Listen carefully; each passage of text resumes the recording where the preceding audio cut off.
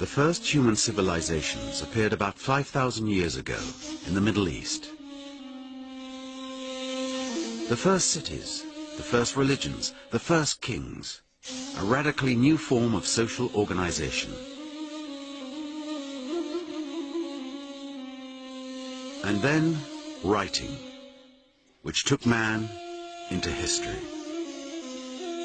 The 20th century archaeological digs established Sumer in Mesopotamia, today's southern Iraq, as the unique home of this revolution. But in the year 2000, a treasure surged up from a valley lost in the mountains of southern Iran. Magnificent stone vases bore witness to the presence of another cradle of civilization no one had even suspected existed. The oldest Mesopotamian legends had indeed evoked an ancient kingdom called Arata, protected by high mountains. But no archaeologist had ever found any trace of it, and for some, Arata was nothing but a myth. The chlorite vases.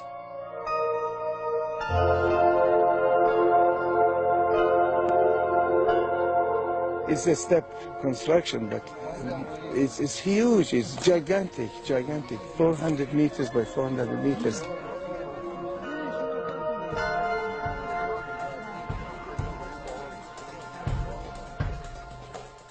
In Mesopotamia and Elam, pyramids of this sort have been discovered on numerous sites. We believe that they were religious monuments. In Mesopotamia, they're called ziggurats. But the oldest yet found dates back to the end of the 3rd millennium pre-Christ, and none have a base longer than 120 meters. With the first level at nearly 400 meters long, this one would be several centuries older and significantly larger than any of the other known constructions of this type.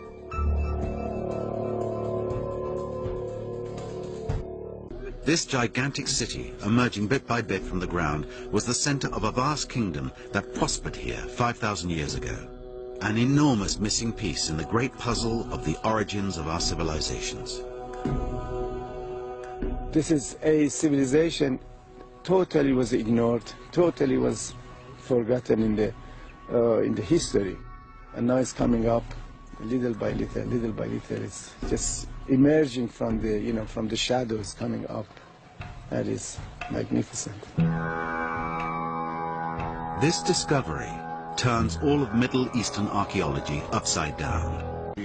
That is the entrance, because on the right-hand side, you see the facade of the entrance wall. Apparently, its entrance was turning a little bit, about 90 degrees in a curvature, you entering inside this construction. This year we could penetrate about 20 meters or 15 meters inside this gigantic building. The one who built this one and lived in this one, in this monumental architecture, was not an ordinary person. It was a higher class, a ruling class, maybe the king of Arata. This edifice was an enormous citadel comprising 2 levels. This architecture, exceptional for the period, almost certainly inspired the motives on these vases.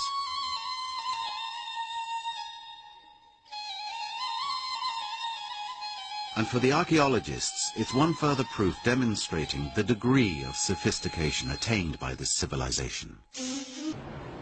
Among the seal impressions, Holly Pittman finds new proof of the originality of their talent. To her great surprise, she finds a type of motif she's never seen before. This is a very highly developed style with its own iconography, its own forms. And in my opinion, we have 2 or 3 master craftsmen who have tremendous imagination and who are creating images that are just full of life and vitality. The style of these seals, as sophisticated as that of the chlorite objects, demonstrates the extraordinary creativity of the artists of the Halil Valley. For Professor Majidzadeh, this exceptional talent might be one of the keys of the influence that this civilization exercised over its epoch. You have never seen elsewhere in the entire region their imagination, their artistic value they have used on this. You know, when a merchandise goes from one place to another, even today, the ideas goes with it. Some of the recurrent elements in this iconography seem, in effect, to illustrate legends that we see appearing much later in Mesopotamian imagery.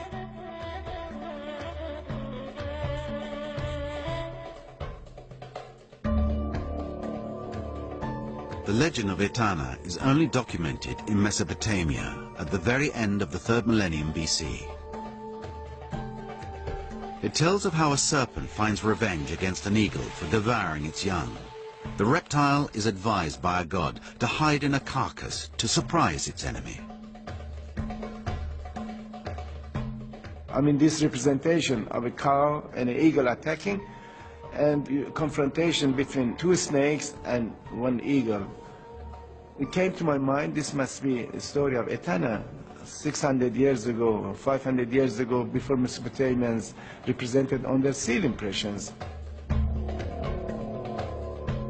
Likewise, the Gilgamesh epic, perhaps the most renowned Mesopotamian legend, there is the character of a scorpion man guarding the mountain entrance to the land of the dead.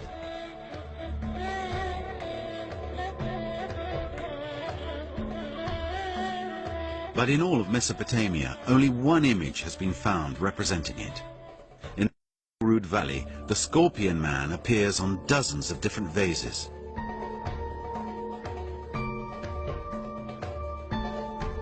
For the professor, all these signs suggest that this culture developed before that of Mesopotamia, and that it could have influenced the latter in many domains.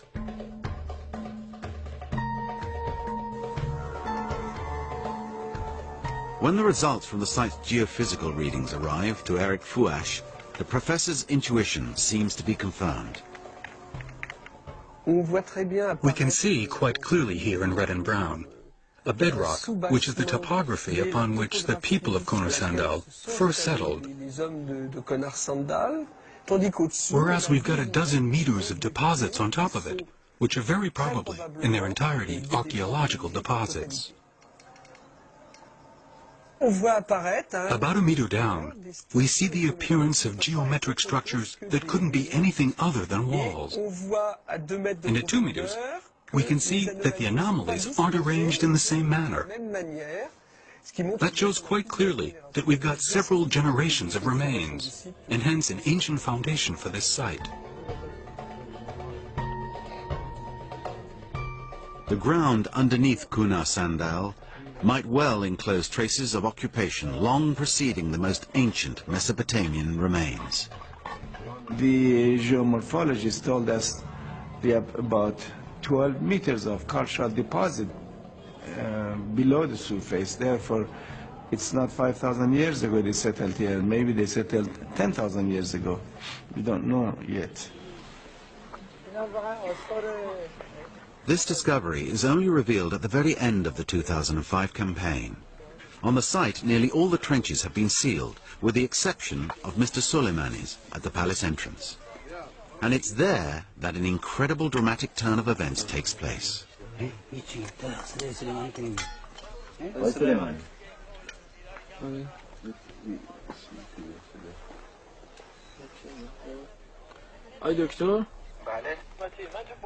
Professor, we've just found a piece of baked brick here.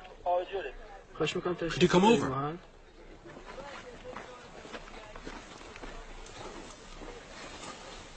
On this piece of baked brick, the first discovered on the site, there are clearly carved out characters. There is no possible doubt that it's an ancient inscription. Give it to me, please. Is it you who found this? That's very good. Thank you very much. Everyone had hoped but never dared believe that they'd have it in their hands. This civilization had also invented a form of writing at the dawn of the 3rd millennium BC. right on the top, on the latest layer, we have this writing. And as I said, we have 12 meters of cultural remains below this. And chances are we find earlier version. And you never know, one day maybe writing begins from here. I'm not claiming anything, but I mean, you never know. Really, it's frightening. I don't dare to say what changes this site is going to bring, because no one will believe it.